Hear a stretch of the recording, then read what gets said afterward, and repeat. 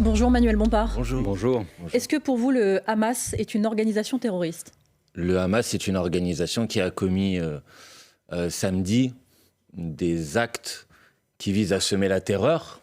Et si on prend comme définition du terrorisme le fait de vouloir semer la terreur par des actes criminels, les actes qui ont été commis samedi correspondent bien évidemment à cette définition. Vous qualifiez les actes, mais pas l'organisation. Moi, je considère, laissez-moi terminer, moi je considère que les actes qui ont été commis samedi en droit international s'apparentent à des crimes de guerre. Et je ne suis pas le seul à utiliser cette expression, puisque j'ai vu que le représentant de l'État d'Israël aux Nations Unies utilise cette même qualification. Et pour une raison très simple. C'est difficile pour vous d'utiliser le mot terroriste ? Non, ce n'est pas difficile parce que je crois que j'ai répondu précisément à votre question. Ma question mais écoutez-moi, ce qu'il me semble le plus important, c'est de qualifier les actes qui ont été commis au regard du droit international, parce que c'est la seule manière avec laquelle ensuite vous pouvez en particulier poursuivre les auteurs devant les juridictions internationales. Les actes, mais aussi les organisations. C'est important de qualifier les organisations. L'organisation Hamas. Maintenant, sur les organisations elles-mêmes, ma boussole en matière de droit international, c'est l'Organisation des Nations Unies. C'est le Conseil de sécurité des Nations Unies. Le Conseil de sécurité des Nations Unies a pris 2 résolutions dans lesquelles il considère comme groupe terroriste Al-Qaïda et Daesh. Ça, c'est la position la France et les Nations Unies. L'Union européenne considère le Hamas comme groupe terroriste. Ensuite, l'Union européenne a une liste des organisations terroristes dans lesquelles ils ont inscrit effectivement le Hamas. La Suisse a une liste des organisations terroristes dans lesquelles ils n'ont pas inscrit le Hamas. La Grande-Bretagne a une liste des organisations terroristes dans lesquelles ils n'ont pas inscrit le Hamas, mais ils ont inscrit la branche armée du Hamas.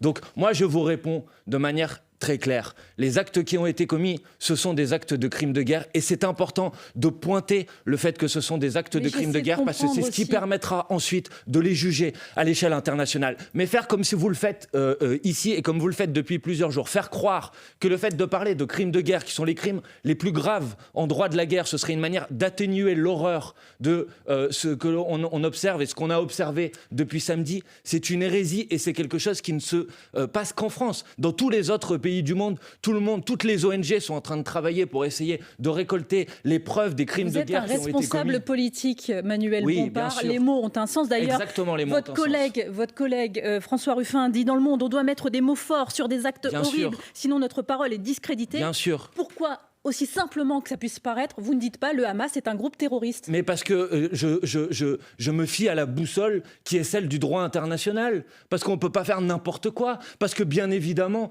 que je comprends tout à fait que l'émotion puisse consister à dire tout ça c'est du terrorisme. Mais sauf que nous sommes dans une situation dans laquelle la responsabilité... Si c'est pas du terrorisme, c'est quoi à vos yeux? C'est de la résistance? Ce sont des crimes de guerre, madame. Des crimes de guerre. Vous savez ce que ce sont, des crimes de guerre? Dans le cadre d'une résistance, c'est ce que vous dites? Mais pas du tout, je n'ai jamais dit ça. Je n'ai jamais dit ça.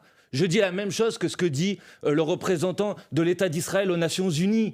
Je me dis la même chose que ce que disent l'ensemble des ONG qui travaillent sur ce sujet. Ce sont des crimes de guerre, et c'est ce qui permet ensuite de poursuivre les auteurs de ces crimes de guerre devant les juridictions internationales. Vous savez pourquoi on vous pose la question, Manuel Bompard, ce matin ? Non, je ne sais pas pourquoi vous me posez la question. Parce que depuis le début de la guerre, vous faites l'objet de polémiques, car votre premier communiqué... Des polémiques indignes, madame. Votre premier communiqué ne condamne en rien l'attaque du Hamas. Vous avez mis 2 jours pour le faire. Pourquoi ça a été si difficile pour vous ? Mais ce n'est pas vrai ce que vous êtes en train de dire. Et je vous demande, s'il vous plaît, d'arrêter de répéter des mensonges. Parce que l'ensemble de mes collègues qui se sont exprimés avant moi, pour ma part, je me suis exprimé lundi matin sur ce sujet, et j'ai dit de manière très claire que les actes qui avaient été commis par le Hamas sont des actes abominables et des actes que je condamne de toutes mes forces. Mais l'ensemble de mes collègues qui se sont exprimés avant moi, vous avez reçu sur vos plateaux, France Info, mon collègue député Arnaud Le Gall, vous avez interviewé mon collègue député Éric Coquerel. Tous ont dit la même chose que moi, c'est-à-dire les actes qui ont été commis sont des actes qu'il faut condamner avec la plus grande force, et c'est ce que je refais ici ce matin. Donc arrêtez s'il vous plaît, arrêtez s'il vous plaît d'attribuer à la France insoumise des positions qui ne sont pas les siennes. Arrêtez de faire ça, parce que c'est extrêmement grave. On essaie de les comprendre. On essaie de les comprendre, et on n'est pas les seuls à ne pas les comprendre. Encore une fois, François Ruffin, quand il dit dans les colonnes du Monde, il faut mettre des mots forts, il a raison. Ces actes horribles, notre parole est discréditée. Je ne crois pas, et ce n'est pas ce qu'il dit. Alors, sur le fond... Non, ne citez pas François Ruffin de manière déformée comme vous êtes en train de le faire. François Ruffin dit, si nous ne sommes pas capables de mettre des mots forts sur la situation que nous vivons, alors notre parole sera discréditée. Voilà ce que dit François Ruffin. Ça signifie qu'à ses yeux... Il ne dit pas la même chose que vous. Et donc, il ne dit pas la même chose que vous. Ça signifie qu'à ses yeux, maintenant, monsieur, je vais la vous France dire, insoumise n'a pas été suffisamment forte. On est en train de parler d'événements qui sont des événements terribles. Il y a, selon les derniers bilans, plus de 1000 morts côté israélien. Il y a, 1200. Selon les derniers bilans, près de 1000 morts côté palestinien. Ça, c'est la situation que l'on observe. Et voir que ces actes et ces drames terribles conduisent à des polémiques sur la scène nationale, je trouve ça indigne. Moi, je vais vous dire ce qui me choque. Il y a ambiguïté, Manuel Bompard. Il n'y a aucune ambiguïté dans mes propos. Pour que les auditeurs comprennent bien, les auditeurs, les téléspectateurs, pour vous, dans cette affaire, est-ce qu'il y a un agresseur et un agressé ? Mais dans cette affaire, dans les actes qui ont été commis samedi, il y a un agresseur, il s'appelle le Hamas, et il y a des agressés, c'est des victimes qui ne sont responsables de rien et qui sont israéliennes. Il n'y a aucune justification israélienne. Il y en a aussi d'autres nationalités dans les victimes et qui ne portent aucune responsabilité dans cette situation. Et ces actes, ils s'inscrivent dans un contexte, dans un conflit qui dure depuis malheureusement trop de temps et dans lequel il y a par contre un État colonisateur, il s'appelle Israël, et un État colonisé, il s'appelle la Palestine. Et rien ne justifie des actes d'une telle barbarie que ceux qu'on a connus samedi. Rien ne le justifie et je les dénonce de toutes mes forces. Et je dénonce aussi de toutes mes forces la vengeance dans laquelle est engagé aujourd'hui l'État d'Israël. Parce que si je suis attaché aux mots qu'on utilise, si je suis attaché au fait qu'il y a des règles internationales, du droit international, je n'accepte pas que le gouvernement français, par l'intermédiaire hier sur votre plateau, du porte-parole du gouvernement, M. Véran, considère qu'il n'a pas à commenter la manière avec laquelle l'État d'Israël a décidé de se défendre. Parce que quand on est la France, on a à commenter la manière avec laquelle l'État d'Israël a décidé de se défendre. Parce que quand l'État d'Israël a engagé un blocus total sur la bande de Gaza, quand l'Organisation des Nations Unies dit que ce blocus total dans la bande de Gaza est une violation du droit international, la France, elle doit le dénoncer. La France, elle doit appeler au cessez-le-feu. La France, elle doit négocier pour obtenir la libération des otages. La France, elle doit protéger les populations civiles. Voilà ce que la France doit faire, plutôt que de venir polémiquer avec la France insoumise en lui prêtant des positions qui ne sont pas les siennes. On va en continuer d'en parler dans un instant. Il est 8h41. Manuel Bompard, vous restez avec nous. Ce sera juste après le fil info avec Maureen Suignard. L'armée israélienne vise sans relâche la bande de Gaza, des raids aériens pendant la nuit qui ont fait au moins 30 morts de plus selon les autorités locales qui dénoncent aussi le bombardement d'une université liée au Hamas. Plus de 900 morts côté palestinien depuis samedi, depuis les attaques du Hamas qui ont fait 1200 morts en Israël. Les récits de massacres sont peu à peu dévoilés et le président américain ne mâche pas ses mots. Joe Biden affirme que son pays aidera Israël à se défendre contre ce qu'il estime être le mal à l'état pur. Les États-Unis négocient aussi avec Israël pour qu'un point de passage sûr soit ouvert à Gaza pour les civils. Le président ukrainien, lui, est en Belgique ce matin au siège de l'OTAN. C'est une première depuis le début de la guerre avec la Russie. Une réunion des ministres de la Défense des pays de l'Alliance se tient aujourd'hui. Tous les vols sont suspendus, au moins jusqu'à la mi-journée à l'aéroport londonien de Luton. Un important incendie s'est déclaré dans un parking pendant la nuit et a fait plusieurs blessés. L'édifice s'est en partie effondré. France Info. Le 8-30 France Info, Jérôme Chapuis, Salia Braclia. Toujours avec Manuel Bompard, le coordinateur de la France Insoumise. Hier, la séance de questions au gouvernement à l'Assemblée a débuté par une minute de silence pour les victimes israéliennes. La présidente de l'Assemblée, Yael Braun-Pivet, a déclaré: devant cette barbarie, je veux redire ici qu'Israël est un pays ami à qui je veux réaffirmer au nom de la représentation nationale notre soutien inconditionnel. Tous les députés ont applaudi, sauf vous, les députés de la France Insoumise. Pourquoi ? Non, nous nous sommes levés au moment de la minute de silence, parce que cette minute de silence, elle était indispensable, parce qu'il était normal, légitime et encore une fois indispensable de rendre hommage aux victimes israéliennes. J'aurais souhaité que cette minute de silence, elle porte aussi sur les victimes internationales et les victimes palestiniennes. C'est une demande que nous avions formulée à la présidente de l'Assemblée nationale. Malheureusement, elle l'a refusée. Mais effectivement, nous n'avons pas applaudi le discours de la présidente de l'Assemblée nationale pour une raison très simple. c'est que si notre soutien doit être total à la population israélienne, notre soutien ne peut pas être inconditionnel à l'État d'Israël qui, comme je vous le disais avant la coupure, est engagé dans des opérations militaires à l'égard de la bande de Gaza, a décidé d'un blocus total d'un territoire dans lequel vivent 2 millions de personnes, que l'État d'Israël a décidé, laissez-moi terminer, que l'État d'Israël a décidé de couper l'eau, de couper l'électricité, dans lequel il n'y a pas d'endroit pour partir et pour sortir puisque l'Égypte a fermé son poste frontière.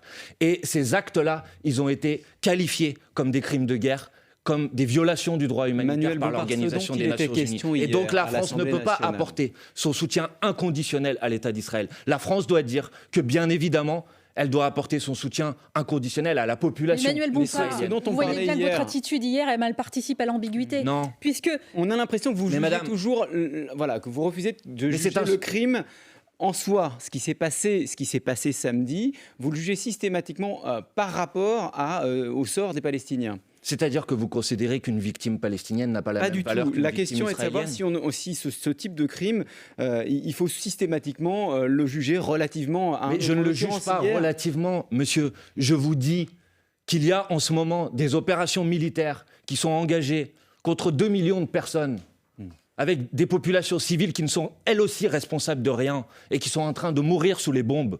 Et que la responsabilité de la France, c'est de dire que, bien évidemment, elle se tient aux côtés des victimes et de la population israélienne, mais qu'elle dit au gouvernement israélien qu'il ne peut pas tout faire, comme l'a dit hier M. Véran sur votre plateau de télévision, que la riposte en droit international, elle doit être proportionnée, elle ne peut pas se faire en violation des conventions de Genève, et que, bien évidemment, je rends hommage aux victimes, et c'est ce que j'ai fait hier avec mes collègues de la France Insoumise à l'Assemblée nationale. Mais je ne suis pas d'accord pour dire que la France ferme les yeux, que la France donne au gouvernement d'extrême droite suprémaciste israélien un permis de tuer qui il veut, quand il veut, et de n'importe quelle manière, et en violation totale du droit international et des conventions de Genève. Et je pense que la France, la diplomatie française se déshonore en n'étant pas capable de dire à M. Netanyahou, comme le fait d'ailleurs une majorité des États à l'échelle internationale, qu'il faut un cessez-le-feu, qu'il faut la désescalade, qu'il faut la paix. Mais ça veut dire quoi, ça veut dire qu'il faut négocier avec le Hamas ? Je vais vous répondre. Mais je veux d'abord vous dire, madame, que cette position-là, mais je vais vous répondre, il n'y a pas de problème, que cette position-là, la position que je défends, c'est la position d'une majorité des États à l'échelle internationale. C'est la position des ONG israéliennes. C'est la position des associations d'anciens soldats israéliens. C'est la position des autorités religieuses, du pape François, qui dit qu'il faut que les armes se taisent. Est-ce que les autorités israéliennes doivent négocier avec le Hamas ? Mais il doit y avoir des médiations. L'Égypte a proposé une médiation pour mettre tout le monde autour de la table. Madame, comprenez quelque chose, c'est que je n'ai aucune sympathie avec le Hamas, dont je dénonce de manière la plus ferme les méthodes. C'est un groupe religieux, fanatique, avec lequel je n'ai aucun rapport et qui souhaite la destruction de l'État d'Israël, qui n'a jamais été la position de la France insoumise. Mais quand vous voulez obtenir la paix, vous devez nécessairement négocier avec vos ennemis et avec vos adversaires. Négocier avec les terroristes. Mais M. Jacques Chirac, après la deuxième intifada, avait pris une initiative qui était de mettre toutes les belligérants autour de la table. Jacques Chirac, en 2006... Avec les autorités palestiniennes. Non, Jacques Chirac, en 2006, appelait le Hamas à accepter les conditions de la négociation. Le Hamas venait de remporter la position de la diplomatie française, elle a toujours été de faire en sorte, parce que la seule boussole qui doit nous guider, le seul sujet, c'est comment on fait en sorte qu'il n'y ait pas encore plus de morts. Il y a des otages. Il faut qu'on obtienne leur libération. Mais après, il y a des populations civiles. Il faut qu'on fasse en sorte qu'il n'y en ait pas davantage qui meurent. Vous croyez vraiment que le Hamas veut la paix avec Israël ? Mais mon sujet, c'est pas est-ce que le Hamas veut la paix avec Israël. Mon sujet, c'est comment on obtient la paix. Mon sujet, c'est comment on obtient le cessez-le-feu. Mon sujet, c'est comment on fait en sorte que les armes se taisent. Comment on fait en sorte qu'il n'y ait pas encore des milliers de morts. Parce que si on continue comme ça, et si on laisse une impunité totale au gouvernement israélien dans sa riposte, il va y avoir des milliers de morts. Et la position de la diplomatie française, elle doit être celle Pardonnez-moi, j'ai l'impression de dire une évidence. Vous êtes en train de m'interroger comme si ma position était singulière. C'est celle du secrétaire général de l'Organisation des Nations Unies. Vous l'avez dit. C'est celle du secrétaire général de l'Organisation des Nations Unies. Alors peut-être que vous considérez désormais que la France ne doit plus reconnaître les Nations Unies comme le cadre légitime du droit international, mais en tout cas, ce n'est pas mon point de vue. On considère en rien, on cherche simplement à comprendre votre position. Je crois que c'est clair. Manuel Bompard, le NPA est visé par une enquête pour apologie du terrorisme. Ça a été confirmé hier soir par Gérald Darmanin. Est-ce que pénaliser comme ça des déclarations, quelle est votre réaction ? C'est scandaleux. Moi, je ne me reconnais pas dans le communiqué qu'a publié le NPA. Ce ne sont pas les mots que moi-même j'ai utilisés, mais en aucun cas on peut accuser le NPA, qui est un parti démocratique, de faire de l'apologie du terrorisme. Cette fois-ci, l'offensive est du côté de la résistance, soutien aux Palestiniennes et aux moyens de lutte qui, elles, sont choisis pour résister. Je l'ai lu tout en entier, évidemment. Oui, et notamment la partie de la condamnation des actes commis par le Hamas.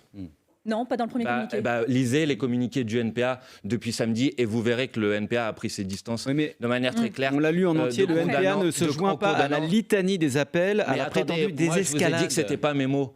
Donc ce n'est pas la question que vous êtes en train de me poser. La question que vous êtes en train de me poser, c'est est-ce qu'il est normal d'ouvrir une enquête pour apologie du terrorisme contre le NPA ? Et je vous dis que je trouve ça scandaleux. Alors, il y a et le que NPA. Tous les démocrates doivent dénoncer les volontés de dissolution de Gérald Darmanin. Parce que le NPA est un parti démocratique qui se bat pour la paix et ce n'est pas un parti qui fait l'apologie du terrorisme. Certains élus demandent la levée d'immunité parlementaire des députés de la France Insoumise pour les mêmes raisons, pour apologie du terrorisme. Quelle est votre réaction ? Que l'apologie du terrorisme est un délit, que l'antisémitisme est un délit et que plutôt que de venir faire des ronds de jambes sur les plateaux de télévision, ceux qui pensent ça, s'ils le pensent réellement, doivent porter plainte. Sauf que la réalité, c'est que il n'y a jamais eu de plainte déposée contre qui que ce soit à la France Insoumise pour antisémitisme. Et il n'y a jamais eu de condamnation contre qui que ce soit à la France Insoumise pour antisémitisme. Et qu'on ne joue pas avec ces notions. Parce que l'antisémitisme, c'est quelque chose de sérieux. Parce que l'antisémitisme, c'est un délit non seulement, mais c'est une abjection. Et qu'il faut la dénoncer. Et qu'il y a suffisamment, malheureusement, d'antisémites dans ce pays pour ne pas en inventer d'autres. Et je voudrais rappeler, parce que je vois bien que c'est maintenant la France Insoumise qu'on essaye d'affubler de ce qualificatif. Je voudrais rappeler que dans le paysage politique, ceux qui ont des liens organiques avec l'antisémitisme, avec la haine des Juifs, ils sont à l'extrême droite de l'échiquier politique. Et je vois bien qu'en nous diabolisant comme on essaye de le faire, on contribue par là même à dédiaboliser ceux qui ont été fondés par des gens dont les positions antisémites étaient extrêmement claires et avérées. Manuel Bompard, coordinateur de la France Insoumise, invité du 8h30 France Info. On vous retrouve juste après le fil info 8h51. Maureen Suignard. Il s'agit d'un immense pogrom. Voici comment qualifie ce matin le président du CRIF, le Conseil représentatif des institutions juives de France, les tueries commises par le Hamas, notamment dans les kibboutz. Il déplore le plus grand massacre de juifs depuis la Shoah. Le bilan humain s'alourdit depuis samedi, plus de 1200 morts en Israël et plus de 900 dans la bande de Gaza. Les actions commises par le Hamas sont des actes de crimes de guerre, dit ce matin sur France Info Manuel Bompard, le coordinateur de la France Insoumise. Il faut les condamner avec la plus grande force, dit-il encore. Dans son camp, certains appellent à qualifier directement le groupe de terroristes, comme le député François Ruffin. Parmi les victimes de ces affrontements, on compte au moins 8 Français. Les autorités françaises sont toujours sans nouvelles de 20 ressortissants. Certains peuvent être entre les mains du Hamas. Demain, un vol spécial affrété par Air France va rapatrier les ressortissants qui souhaitent rentrer en France. Et puis le Paris Saint-Germain devra retourner la situation au match retour pour éviter toute désillusion. Un partout hier entre les Parisiennes et Manchester United en Ligue des Champions de football. Match nul aussi entre le Paris FC et Wolfsburg. France Info. Le 8h30 France Info, Jérôme Chapuis, Salia Braclia. Avec le coordinateur de la France Insoumise, Manuel Bompard, les Insoumis se voient infliger une lapidation médiatique désormais permanente. C'est ce qu'écrit Jean-Luc Mélenchon dans sa note de blog sur le choix du mot lapidation. Est-ce que vous pensez que c'est approprié ? C'est ce qu'on a observé depuis plusieurs jours. Je vous ai répondu déjà à plusieurs reprises sur ce sujet. C'est-à-dire que vous cherchez à attribuer à la France Insoumise des positions qu'elle n'a jamais exprimées. Encore une fois, on n'est pas les seuls à ne pas l'avoir compris comme ça. D'accord, mais vous nous faites dire des choses que nous n'avons jamais dit. Et il y a effectivement une machine médiatique qui se met en place pour essayer de disqualifier les positions de la France insoumise, si à la limite c'était que ça, mais pour nous empêcher de penser la complexité des événements auxquels on est confronté. Et j'observe qu'à chaque fois que vous donnez la parole à des universitaires sur des plateaux de télévision, ils disent des choses qui sont très proches de celles que je viens de dire sur ce plateau. Ils ne les disent pas comme vous. On avait Dominique Moisy sur le plateau, qui est un géopolitologue. J'ai entendu il dit Dominique d'abord Moisy, il faut condamner et après il faut... C'est précisément ce que j'ai fait, Salia Braclia. Et les positions, non, pas aujourd'hui, dès le premier jour. Non, dès le premier jour, encore une fois. Dès le premier jour, les députés de la France Insoumise se sont positionnés très clairement sur le sujet. J'ai entendu Monsieur Moisy sur votre plateau de télévision lundi, et il a dit des choses très proches de celles que je viens de dire aujourd'hui. Et quand M. Védrine, qui est l'ancien ministre des Affaires étrangères, dit, quand on lui pose la question de savoir si ce qu'on observe c'est une guerre ou du terrorisme, et qui dit que c'est une guerre, est-ce que vous considérez que ça veut dire que M. Védrine nuance la gravité des actes qui ont été commis? Non, il parle sérieusement parce que c'est quelqu'un qui parle sérieusement sur les questions internationales. Manuel Bompard, votre positionnement, il met mal à l'aise vos amis de la NUP. Certains même évoquent un clientélisme électoral. Moi, c'est leur positionnement qui me met mal à l'aise. C'est-à-dire C'est-à-dire que quand la première réaction du Parti socialiste n'appelle pas au cessez-le-feu, je pense que c'est une erreur. Voilà. Donc maintenant, une fois que j'ai dit ça, je vais vous dire franchement, on parle d'un conflit international dans lequel, encore une fois, il y a des milliers de morts. Et je pense que ça mérite mieux que des polémiques franco-françaises sur la NUPES. Mais ça a des conséquences, politiques ici en France et notamment à gauche. Conséquences de vos positions, les socialistes ont déjà annoncé qu'ils ne travailleraient pas avec vous sur le budget. C'est concret. C'est le début de la fin de la NUP. C'est à eux qu'il faut poser la question. Moi, je suis attaché à la construction NUPES que nous avons mise en place l'année dernière. Et je dis que si certains veulent maintenant trouver des prétextes pour essayer de justifier une rupture avec la NUPES ou pour clarifier une position avec la NUPES qui était déjà extrêmement ambiguë, puisque les mêmes ont refusé la liste commune aux élections sénatoriales, les mêmes ont refusé la liste commune aux élections européennes. Si maintenant ils cherchent à instrumentaliser un conflit international pour clarifier cette situation, je pense qu'ils font une erreur et qu'ils se trompent. Mais moi, j'ai pas envie de polémiquer. Ils se servent de ce conflit comme un prétexte pour tuer la NUP. Moi, j'ai pas envie de polémiquer en ce moment sur ces questions-là.